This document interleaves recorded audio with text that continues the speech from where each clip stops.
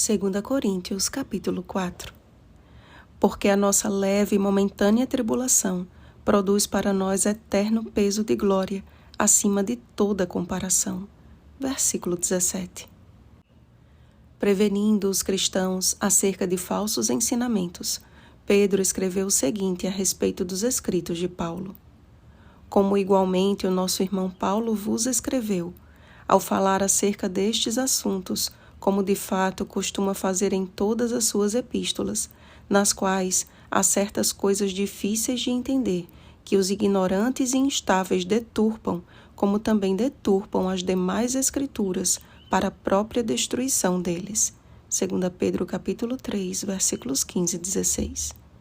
Mesmo as epístolas paulinas possuindo uma linguagem mais difícil, Pedro levantou a questão de que a dificuldade de compreensão não está nos escritos de Paulo em si, e o próprio Paulo confirma essa ideia, mas na cegueira espiritual dos que se perdem. Não se trata, portanto, de uma mensagem obscura, mas a luz do Evangelho da glória de Cristo.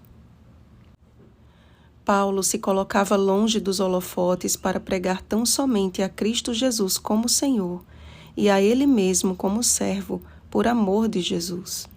Este é o tema central de todas as suas epístolas.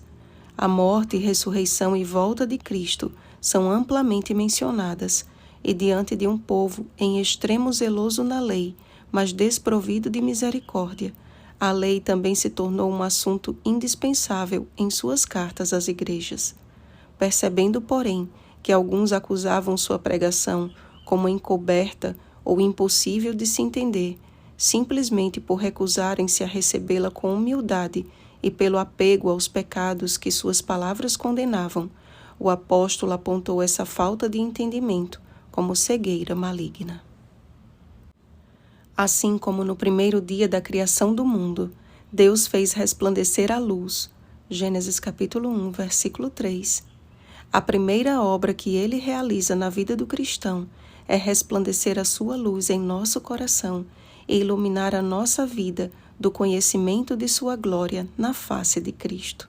Ou seja, a conversão genuína produz iluminação para compreender as Escrituras que revelam o caráter de Jesus. E isto, mediante um coração humilde e sempre agradecido, recebendo este tesouro em vasos de barro, para que a excelência do poder seja de Deus e não de nós. Em suma, Paulo sempre deixava bem claro que não eram as suas palavras ali escritas, mas palavras divinas em linguagem humana.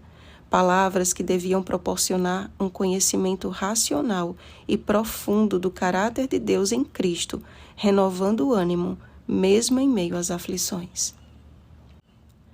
Enfrentando muitas tribulações e perseguições, Paulo levava sempre no corpo o morrer de Jesus, desconsiderando a própria vida por amor a Deus e aos seus semelhantes.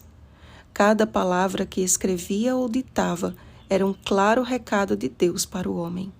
Quando Pedro afirmou que muitos iriam deturpar os escritos de Paulo e as demais escrituras, provavelmente se referiu à quebra do princípio bíblico de que o estudo da Bíblia deve ser um pouco aqui, um pouco ali.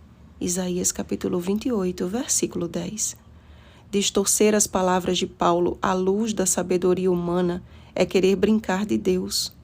Devemos estudar as cartas de Paulo à luz de toda a Escritura, comparando texto com texto, orando para que o Espírito Santo seja o nosso instrutor bíblico. O estudo da Bíblia proporciona a paz e a felicidade que nada neste mundo pode superar, de modo que aumenta a nossa fé e nos impulsiona a falar.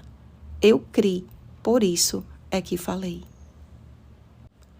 Não tem sido fácil para mim, e creio que nenhum de nós está alheio às dificuldades desta terra de pecado. A crescente onda de doenças misteriosas, as avassaladoras manifestações da natureza, o aumento assustador das crises familiares, a decadência moral, o grave cenário econômico mundial, os confrontos armados, as contendas entre irmãos, tudo isso tem contribuído para que sejamos atribulados. Contudo, não há luta maior a ser enfrentada do que aquela que acontece em nós mesmos. O maior conflito não é aquele que envolve multidões ou grandes espaços geográficos. O maior dos conflitos só envolve dois lados e acontece em mim e em você. Nossa mente é o único lugar em que há guerra todos os dias, envolvendo morte eterna ou vida eterna. E a nossa comunhão diária com Deus, por meio das Escrituras e da oração, desempenha um papel fundamental a fim de que sejamos vitoriosos. Ellen White escreveu: pesquisai as Escrituras por vós mesmos, para que possais compreender a terrível solenidade do tempo presente. Testemunhos Seletos, volume 2, página 71. Aquele que um dia usufruiu do melhor da terra e que era respeitado como um dos maiores doutores da lei, deixou tudo para trás para sofrer tribulações e tristezas por amor de Jesus. Eu não sei o que você deixou ou que ainda precisa renunciar para seguir a Cristo. Não conheço seus problemas, nem o que lhe aflige, mas posso lhe garantir uma coisa: tudo isso é passageiro e produzirá eterno peso de glória acima de toda comparação. Persevere em estudar a palavra de Deus, em examiná-la como quem procura um tesouro, porque este tesouro é encontrado por todo aquele que se dedica a procurá-lo. E como salmista, encontraremos conforto na tribulação. O que me consola na minha angústia é isto, que a tua palavra me vivifica. Salmo 119, versículo 50. Por experiência própria, amados, posso lhes garantir que a palavra de Deus é o calmante perfeito para a nossa alma. Oremos, amados. Senhor, nosso Deus e amado Pai, somos tão gratos pelo acesso que temos à tua palavra. Ao mesmo tempo, te pedimos perdão se temos negligenciado estudá-la e amá-la como deveríamos. Descortina aos nossos olhos os tesouros da tua sabedoria e faz-nos enxergar a beleza incomparável das tuas Escrituras. Reanima o nosso coração a cada dia pela consolação da tua palavra e que morra o nosso eu para que a vida de Jesus se manifeste em nossa carne mortal. Que na batalha pela nossa mente sejamos mais que vencedores em Cristo Jesus. Em nome dele nós te oramos. Amém. Vigiemos e oremos. Bom dia, vivificados pela palavra de Deus. Oremos pelo batismo do Espírito Santo. Oremos uns pelos outros. Rosana Garcia Barros.